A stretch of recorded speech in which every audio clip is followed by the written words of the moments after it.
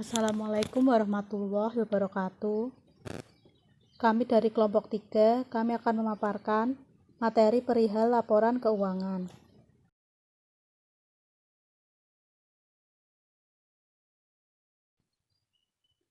Isi dari materi yang akan kami sampaikan. Pertama, pengertian laporan keuangan. Kedua, tujuan laporan keuangan. Ketiga, pengertian laporan keuangan terklasifikasi. Keempat, jenis-jenis laporan keuangan terklasifikasi. Dan yang kelima, chart atau catatan atas laporan keuangan. Pengertian laporan keuangan dibagi menjadi 2, yaitu secara umum dan menurut ahli. Secara umum, pengertian laporan keuangan adalah hasil akhir dari proses pencatatan transaksi keuangan suatu perusahaan yang menunjukkan kondisi keuangan perusahaan tersebut pada satu periode akuntansi, atau biasanya 1 tahun, dan merupakan gambaran umum mengenai kinerja suatu perusahaan. Selanjutnya, pengertian laporan keuangan menurut para ahli. Yang pertama, menurut Sofyan S. Harahap dalam buku Analisa Kritis atas Laporan Keuangan. Pengertian laporan keuangan adalah laporan yang menggambarkan kondisi keuangan dan hasil usaha suatu perusahaan pada saat tertentu atau jangka waktu tertentu, biasanya selama 1 tahun. Menurut Bridwan, dalam buku Intermediate Accounting, laporan keuangan adalah ringkasan dari suatu pencatatan atau suatu ringkasan dari transaksi-transaksi keuangan yang terjadi selama tahun buku yang bersangkutan. Yang ketiga, menurut Kasmir, laporan keuangan adalah laporan yang menunjukkan kondisi keuangan perusahaan pada saat ini atau dalam suatu periode tertentu. Dan yang terakhir, menurut Munawir, laporan keuangan adalah alat yang sangat penting untuk memperoleh informasi sehubungan dengan posisi keuangan dan hasil-hasil operasi yang telah dicapai perusahaan yang bersangkutan. Tujuan laporan keuangan. Laporan keuangan memiliki beberapa tujuan. Yang pertama, ada tujuan umum. Tujuan umum dari laporan keuangan yaitu 1.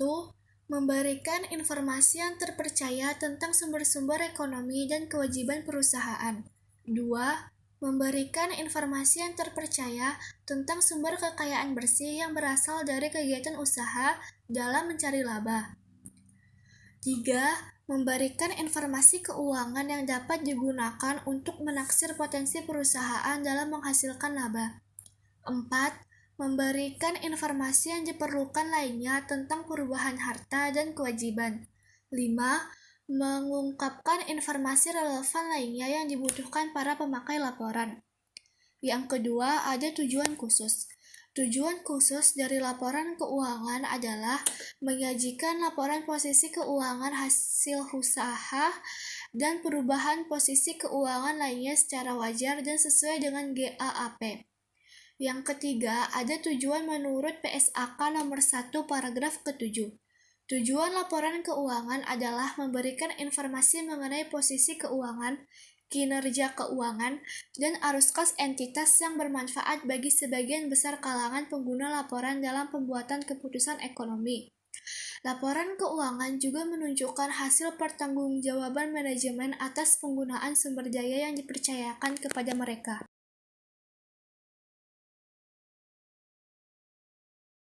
Pengertian laporan keuangan terklasifikasi. Laporan posisi keuangan terklasifikasi adalah laporan posisi keuangan yang menyajikan tentang informasi perusahaan pada periode tertentu dengan mengelompokkan secara bersama-sama aset dan liabilitas yang sejenis. Laporan keuangan terklasifikasi yaitu penyajian aktiva dan kewajiban dalam neracabang yang disusun menurut urutan likuiditas dan jatuh temponya. Jenis-jenis laporan keuangan terklasifikasi. Laporan keuangan terklasifikasi dibagi menjadi 4. Yang pertama, laporan laba rugi. Laporan laba rugi yaitu laporan yang menyajikan pendapatan dan beban yang menghasilkan laba neto atau rugi neto pada periode waktu tertentu. Yang kedua, laporan saldo laba, yaitu laporan yang menyajikan perubahan saldo laba pada periode waktu tertentu. Saldo laba atau rugi diperoleh dari kolom laba rugi di laporan laba rugi. Yang ketiga, laporan posisi keuangan atau neraca, yaitu laporan yang menyajikan aset, kewajiban, dan ekuitas pada tanggal tertentu. Yang keempat, laporan arus kas, yaitu laporan yang menyajikan arus kas masuk dan arus kas keluar pada periode waktu tertentu. Laporan laba rugi atau income statement. Fungsi laporan laba rugi ada 3. Yang pertama, untuk dijadikan bahan evaluasi keuangan. 2. Untuk mengetahui perkembangan perusahaan. Dan yang ketiga, untuk mengetahui perusahaan mengalami laba atau rugi. Komponen laporan laba rugi, yang pertama pendapatan, 2 beban, dan yang ketiga laba atau rugi perusahaan. Selanjutnya, tahap penyusunan laporan laba rugi. Tahap-tahap dalam menyusun laporan laba rugi adalah 1. Buat terlebih dahulu jurnal transaksi. 2. Posting transaksi ke buku besar. 3. Laporan laba rugi dalam rangkaian siklus akuntansi disusun setelah neraca saldo dan jurnal penyesuaian disusun, atau setelah penyusunan kertas kerja atau neraca lajur. 4. Sebelum memulai menyusun laporan laba rugi perusahaan, perlu diketahui format laporan laba rugi. 5. Mendaftar sumber pendapatan. 6. Laporan biaya barang yang dijual. Dan yang terakhir, mencatat biaya operasional. Bentuk atau format laporan laba rugi. Bentuk atau format laporan laba rugi dibagi menjadi 2, yakni single step dan multiple step. Yang pertama adalah bentuk single step.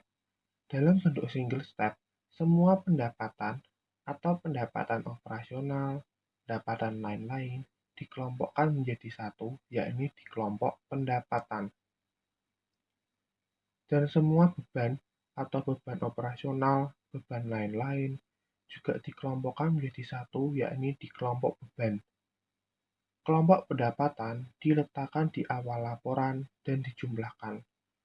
Selanjutnya, baru beban yang dijumlahkan untuk mendapatkan laba atau rugi bersih perusahaan. Maka, pendapatan dikurangi beban. Rumusnya yakni laba atau rugi bersih sama dengan pendapatan dikurangi beban. 2. Bentuk multiple step. Dalam bentuk multiple step, pendapatan dan beban tidak dijadikan satu kelompok, namun dibedakan berdasarkan operasional atau lain-lain. Kelompok pendapatan operasional diletakkan di awal laporan, kemudian dijumlahkan. Selanjutnya, untuk beban operasional dijumlahkan, dan yang terakhir yaitu pendapatan lain-lain dan beban lain-lain diletakkan di akhir laporan. Untuk mendapatkan laba atau rugi bersih perusahaan, maka rumusnya adalah laba atau rugi bersih sama dengan pendapatan operasional dikurangi beban operasional, kurung buka kurung tutup, ditambah pendapatan lain-lain dikurangi beban lain-lain, kurung buka kurung tutup. Berikut adalah contoh dari kedua format laporan laba rugi.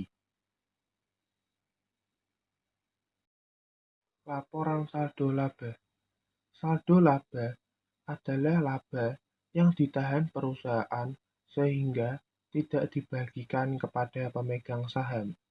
Laba yang ditahan adalah laba baik berupa tunai maupun dividen dengan tujuan tertentu yang mana bisa digunakan untuk berbagai kegiatan atau kebijakan yang mampu meningkatkan kinerja perusahaan di periode selanjutnya. Selain itu, saldo laba juga bisa diartikan sebagai laba bersih yang akan diputar kembali sehingga tidak dibagikan kepada pemegang saham alias shareholder. Fungsi saldo laba yakni pengembangan usaha, pembayaran utang, investasi, stabilisasi perusahaan, serta mendukung kegiatan operasional perusahaan. Berikut adalah contoh dari laporan saldo laba. Rincian saldo laba. Yang pertama, laba atau rugi perusahaan. Yang kedua, pembayaran dividen. Yang ketiga, pos-pos lainnya jika ada yang mempengaruhi saldo laba ditahan. Rumus saldo laba, yakni laba ditahan sama dengan saldo laba ditahan sebelumnya ditambah laba atau rugi bersih dikurangi dividen. Laporan posisi keuangan atau neraca. Neraca merupakan salah satu laporan keuangan yang terpenting bagi perusahaan, yang menjelaskan bahwa neraca merupakan ringkasan laporan keuangan, artinya laporan keuangan disusun secara garis besarnya dan tidak mendetail. Neraca juga bertujuan menunjukkan posisi keuangan berupa aktiva atau harta, kewajiban atau utang, dan modal atau perusahaan atau ekuitas. Dan juga neraca dibuat untuk mengetahui kondisi atau jumlah dan jenis harta, utang, dan modal perusahaan pada saat kondisi tertentu. Fungsi neraca pertama, sebagai dasar perhitungan tingkat pengembalian dan dasar evaluasi struktur modal dan perusahaan. Kedua, untuk menilai risiko perusahaan dan arus kas di masa yang akan datang. Ketiga, untuk menganalisis likuiditas, solvabilitas, dan fleksibilitas. Unsur-unsur dalam neraca yang pertama, aktiva atau aset atau harta. Yang kedua, kewajiban atau utang atau liabilitas. Yang ketiga, modal atau ekuitas. Tahapan menyusun laporan posisi keuangan. Yang pertama, menyusun jurnal neraca. Yang kedua, mempostingnya ke dalam buku besar. Yang ketiga, menyusun laporan laba rugi. Dan yang keempat, membuat laporan perubahan modal. Bentuk atau format laporan neraca. Bentuk atau format laporan neraca dibagi dua, yakni 1. Neraca bentuk stafel. Neraca bentuk stafel adalah bentuk neraca yang disusun memanjang ke bawah dan saldonya diletakkan pada bagian samping di kolom debit dan kredit.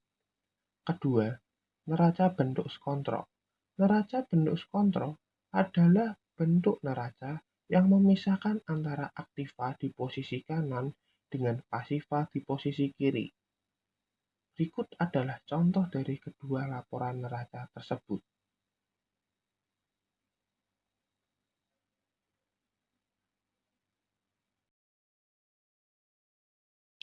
Laporan arus kas atau cash flow statement adalah sebuah laporan yang menunjukkan perincian penerimaan dan pengeluaran suatu perusahaan pada suatu periode tertentu. Secara khusus, laporan arus kas bertujuan untuk memperkirakan arus kas pada periode depan berdasarkan laporan keuangan periode kini, menentukan kemampuan atau ketidakmampuan perusahaan dalam membayar kewajiban perusahaan, landasan untuk pengambilan keputusan guna memperbaiki kinerja perusahaan. Terdapat 3 komponen pada laporan arus kas, yaitu yang pertama, arus kas dari kegiatan operasi. Arus kas dari kegiatan operasi adalah arus kas yang berasal dari transaksi yang berasal dari kegiatan itu sendiri. Yang kedua, arus kas dari kegiatan investasi. Arus kas dari kegiatan investasi adalah arus kas dalam bentuk pemasukan atau pengeluaran. Yang ketiga, arus kas dari kegiatan pendanaan. Arus kas dari kegiatan pendanaan biasanya berasal dari transaksi yang mempengaruhi utang atau ekuitas perusahaan. Berikut adalah contoh arus kas dari kegiatan operasi, arus kas dari kegiatan investasi, dan arus kas dari kegiatan pendanaan. Terdapat 2 metode dalam membuat laporan arus kas, yaitu metode langsung dan metode tidak langsung. Metode langsung disusun berdasarkan pada buku kas atau bank. Tahap penyusunan. 1. Melaporkan kelompok-kelompok penerima dan pengeluaran kas dari kegiatan operasional perusahaan. 2. Dilanjutkan dengan melaporan kegiatan investasi dan pembiayaan. Metode tidak langsung. Dalam metode ini, laporan arus kas disusun dari arus kas dari kegiatan usaha, arus kas dari kegiatan investasi, dan arus kas dari pendanaan. Sumber data metode tidak langsung yaitu 1. Laporan laba rugi periode yang sedang berlangsung. 2. Neraca dari periode yang sedang berlangsung dan periode sebelumnya. Langkah penyusunan. 1. Data laporan laba rugi. 2. Mengumpulkan data neraca periode yang sedang berlangsung dan sebelumnya. 3. Membandingkan kedua neraca. Dan 4. Melakukan penyusunan laporan arus kas. Berikut adalah contoh dari metode tidak langsung dan metode langsung. Catatan atas laporan keuangan. Catatan atas laporan keuangan adalah salah satu unsur laporan keuangan yang menyajikan informasi tentang penjelasan atau daftar terperinci atau analisis atas nilai suatu pos yang disajikan dalam laporan posisi keuangan atau neraca, laporan laba rugi, laporan perubahan ekuitas, dan laporan arus kas. CALK meliputi penjelasan naratif atau rincian dari angka yang tertera dalam laporan-laporan tersebut. CALK juga mencakup informasi tentang kebijakan akuntansi yang digunakan oleh entitas pelaporan dan informasi lain yang diharuskan dan dianjurkan untuk diungkapkan dalam standar akuntansi pemerintahan atau SAP, serta ungkapan-ungkapan yang diperlukan untuk menghasilkan penyajian laporan keuangan secara wajar. Tujuan dari penyajian CALK untuk meningkatkan transparansi laporan keuangan dan menyediakan pemahaman yang lebih baik atas informasi keuangan. Fungsi dari CALK. 1. Menyajikan informasi tentang metode atau landasan dasar yang dipakai dalam melakukan perhitungan atau penyusunan laporan keuangan. 2. Menyajikan informasi umum tentang gambaran umum perusahaan. 3. Menyajikan informasi tentang ekonomi makro dan ekonomi fiskal. 4. Menyajikan suatu ikhtisar terhadap sukses tidaknya target keuangan dari perusahaan selama periode tertentu. 5. Memberikan informasi tentang kendala dan permasalahan yang terjadi pada saat mencapai tujuan atau target perusahaan. 6. Menjelaskan atau menjabarkan berbagai pos yang disajikan dalam laporan keuangan secara rinci. Format catatan atas laporan keuangan. Bagian yang pertama ada gambaran umum perusahaan. Unsur-unsur catatan atas laporan keuangan di bagian ini terdiri dari 1. Pendirian perusahaan berisi riwayat, akta pendirian, aktivitas usaha, kedudukan, dan mulai berusaha. Yang kedua, ada penawaran umum efek, berisi tanggal dan atau nomor efektif penawaran, jenis dan jumlah, serta bursa tempat efek dicatatkan. Yang ketiga, ada struktur perusahaan, berisi nama, persentase kepemilikan, dan total aset. Yang keempat, ada karyawan direksi, komisaris, dan komite audit. Dan yang kelima, ada penerbitan laporan keuangan bagian berisi tanggal laporan, pihak yang bertanggung jawab mengenai otorisasi. Bagian yang kedua, ada ikhtisar kebijakan akuntansi signifikan. Dalam bagian ini, wajib diungkapkan hal sebagai berikut. Yang pertama, pernyataan kepatuhan terhadap SAK. Yang kedua, dasar pengukuran dan penyusunan laporan keuangan. Yang ketiga, penggunaan pertimbangan, estimasi, dan asumsi signifikan oleh manajemen. Yang keempat, kebijakan akuntansi tertentu, antara lain prinsip-prinsip konsolidasi, kombinasi bisnis, kas dan setara kas, instrumen keuangan, persediaan, properti investasi, aset tetap, investasi pada entitas asosiasi, bagian partisipan dalam ventura bersama, aset tak berwujud, aset tidak lancar atau kelompok lepasan yang dimiliki untuk dijual, penurunan nilai aset non-keuangan, sewa, provisi yaitu kondisi dan dasar penentuan, imbalan kerja yaitu deskripsi dan kebijakan dan jenis, treasury stock atau saham treasury berisi metode pengakuan dan pengukuran, pembayaran berbasis saham, pengakuan pendapatan, transaksi dan saldo dalam mata uang asing, hibah pemerintah, pajak penghasilan yaitu berisi tarif pajak, ketentuan saling hapus,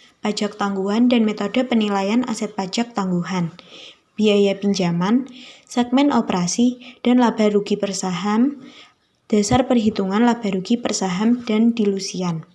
Bagian yang ketiga ada pengungkapan atas pos-pos laporan keuangan. Berisi yang pertama aset, yaitu aset lancar dan aset tidak lancar. Aset lancar seperti kas dan setara kas, piutang usaha, aset keuangan lainnya, persediaan, pajak dibayar di muka, dan biaya dibayar di muka. Aset tidak lancar berisi piutang, pihak berelasi non-usaha, investasi pada entitas asosiasi, properti investasi, aset tetap, dan aset tak berwujud. Yang kedua ada liabilitas. Liabilitas jangka pendek seperti utang usaha, provisi, beban akrual, liabilitas imbalan kerja jangka pendek, utang pajak, bagian lancar atas liabilitas jangka panjang, liabilitas keuangan lainnya, liabilitas terkait aset atau kelompok lepasan yang dimiliki untuk dijual. Untuk liabilitas jangka panjang berisi utang pihak berelasi non-usaha, utang bank dan lembaga keuangan jangka panjang, utang sewa, pembiayaan, utang obligasi, suku, utang subordinasi, dan obligasi konversi. Yang ketiga ada ekuitas. Ekuitas berisi modal saham, tambahan modal sektor, selisih transaksi dengan pihak non-pengendali, saham treasury, saldo laba, pendapatan komprehensif lainnya. Yang keempat ada pendapatan, misalnya penjualan barang, penjualan jasa, bunga, royalti, dan dividen. Yang keenam ada beban, misalnya beban pokok penjualan dan beban usaha. Beban usaha seperti beban penjualan, beban distribusi, beban umum, dan beban administrasi. Yang ketujuh, ada pendapatan dan beban lainnya. Dan yang ke-8, ada pendapatan komprehensif lainnya, misalnya revaluasi aset, program manfaat pasti, selisih kurs, dan instrumen lindung nilai arus kas. Bagian yang keempat ada pengungkapan lainnya, berisi transaksi pihak berelasi, pajak penghasilan, penurunan nilai aset non-keuangan, bagian partisipasi dalam ventura bersama, aset dan liabilitas dalam mata uang asing, operasi yang dihentikan, nilai wajar instrumen keuangan, waran, instrumen derivatif selain derivatif melekat, manajemen risiko keuangan, pengelolaan modal, transaksi non-kas, perikatan dan kontingensi, segmen operasi, pembayaran berbasis saham, perubahan estimasi akuntansi, perubahan kebijakan akuntansi, dan kesalahan periode lalu, informasi penting lainnya, peristiwa setelah periode pelaporan, perkembangan terakhir standar akuntansi keuangan dan peraturan yang terkait dengan aktivitas perusahaan, reklasifikasi dan rekonsiliasi antara SAK dengan standar akuntansi di negara lainnya.